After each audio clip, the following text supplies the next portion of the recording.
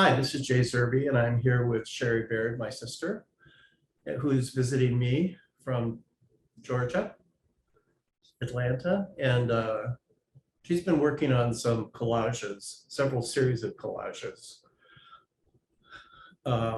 based on a series of encyclopedias, 12 encyclopedias that she inherited from me, that I inherited from my late partner, that he inherited from his mother. So very old German encyclopedia of animals.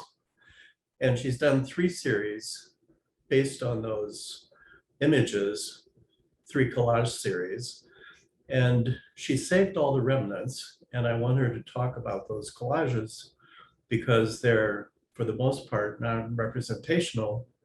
And I know that's of interest to all of us abstract artists. So my sister Chery Baird and her wonderful collages. Well, the series has several different parts, and of course I've used the animals in so many of the collages that I've done. But as you're editing sort of and cutting out the parts that you're not going to use in the collage, I got very fascinated. You want me to look at you? No, you don't have to. Oh, Okay. I see. We can look at each other on the Yeah. image. Okay, we can do that. We can pretend we know what we're doing. I've never done an interview like this before. Okay. So anyway, I got fascinated with all the mark making that went into the etchings and all the beautiful marks. And so I started saving the pieces that I cut out. And just because I'm sort of obsessive about stuff like that.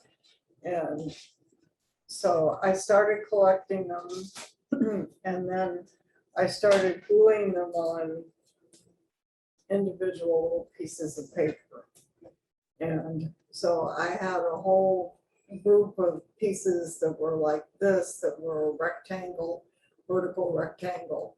And then I had some pieces of paper that were square. So I really just glued them down in a random order and was not paying attention to like making a collage with a perfect composition and everything else. And so I just started collecting them. And then I decided to put them in a book like this. And So when you say that you were putting them down randomly, really randomly? much. Okay. I mean, you just find a piece of paper or a value that you like. So I wasn't necessarily picking and choosing. I mean, it was just what was in the bowl and I picked it up and put it down. Put it somewhere. Yeah. Yes. And so the way that the pieces ended up is that they became quite interesting to me. And I teach collage at the Sproul Center for the Arts. And so along with the collages, I took these books because I wanted to show people what I had done with the cutoff pieces. And one of my students said, well, this is just a dictionary of marks.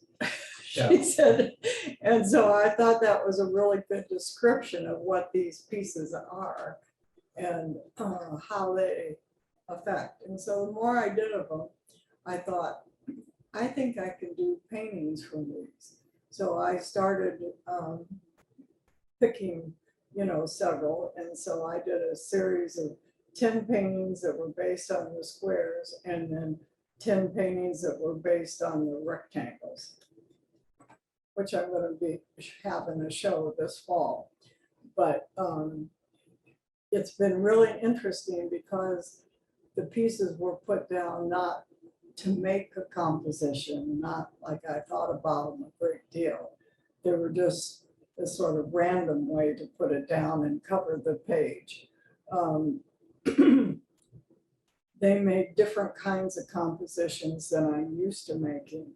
And so when I translated them to canvas, I put down I used heavy paint right from the beginning and then scratched back into it to make some of the marks that were made on these etchings up close. And so that's the way the paintings started and how they developed from these. But I find them really wonderful to look at and wonderful to think about because it's a different way of working for me than in the past. So normally, I mean, you said it's really random, but it's probably not really random. It's probably, it feels right, Yeah, but you're not spending a lot of time making the decision. no, it takes just a few minutes, and then if the edges stick over the edge of because they're mounted on a piece of paper, Yeah, I just flip it over and cut off the edges, yeah. and there they are. And so it was fun when I made the paintings because I didn't choose everyone, but I did mark them in here. I'm going to have a better marking system soon, but the ones that I made into paintings. So it's when I get ready to paint, it's just been fun to flip through and find things that I think, oh, I think that'd make a pretty interesting painting. Or Yeah, that would be something different.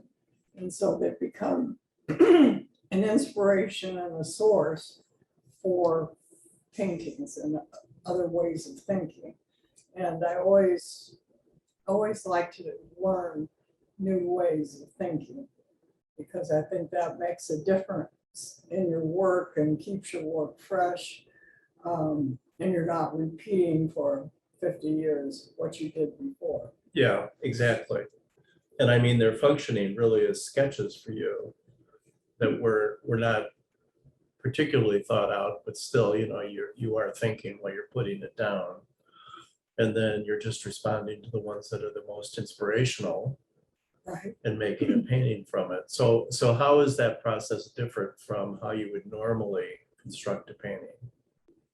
Well, a lot of times I have a park that I go to for supper in between my afternoon and evening class at school, and I do drawings from nature. And I work from a drawing and use that as a division of space. So the drawings aren't elaborate. They're basically line contour, negative spaces, that kind of thing. And so that's fun. And that's when I normally keep little notebooks that I keep all of those drawings in. And then I go through and pick out the drawings, or sometimes I'll even superimpose by putting one drawing, outlining it on the canvas and then superimposing another drawing on top of it because I don't think it has enough division of space. And I really like working off what I call division of spaces rather than, I don't know, that's the way my brain starts to work, is how is a space divided? So like, how is the space divided in terms of a plan for a composition? Yes, and then I Okay. start painting, sometimes I've drawn it on there, sometimes I just start painting that division of space, and then the painting develops out of that. I seem to have a threshold of when I finally feel like there's enough paint on the painting. I don't like things really thin. I don't like, I like to have a certain amount of paint, and then it makes me start to feel really comfortable with a painting and that it can go many ways. One of the interesting things about making the paintings from this dictionary of marks is that the paint was very heavy at the beginning. I mean, like I'm slathering it all. And that's usually a little different because usually I'm starting pretty thin, using water or using medium and, scratching back or opening it back up. And these were done really pretty heavy right from the beginning, and a lot of the colors, I decided that the colors for these pieces should be all in the neutral range. And so that kept the color pretty interesting to make it work with temperature and value, and keeping everything fairly neutral. And you were you were coming at it with heavier paint because this is a question, because you already were painting directly from an image that you were happy with. You didn't have to sort of do that layering to come up with a combination of stuff. No, I was using heavier paint so that I could make a real difference with the texture right from the beginning. Oh, okay. So for example, if the etching had straight lines in it, then I'm putting on heavier paint and scratching those back in. Oh, So that I really had enough. You have to have enough paint to be able to use graffito and Mhm. have it work correctly. So the heavier paint allowed me to do things texture wise that wouldn't have happened otherwise. yeah, yeah, very interesting. So currently you have these two books. How many are in these two books total? I have no idea. Quite a few. Well, how many did you Oh, take yeah. pictures of What was yesterday? it? I don't know, 60 something Yeah, and that would include pages that have two that images. had two images on them, Right. so there are probably 100 of them. Yeah, and you still have material to make Oh, more of yes, this. and I'm still haven't finished making the collages with the animals, and so every day when I work on those, I'm accumulating more set scraps for this. And so when that reaches a certain level, then I'll start making images again. Do you remember what we were talking about? No.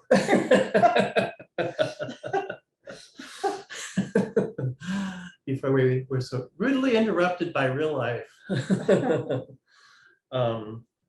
Well,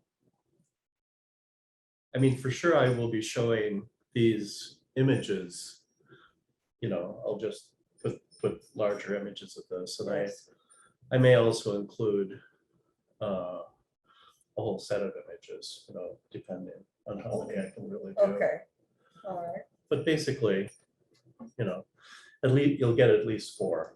So. Okay. So I really appreciate that you brought these up and let me scan them all in. Yes. Because I think they're really, really interesting.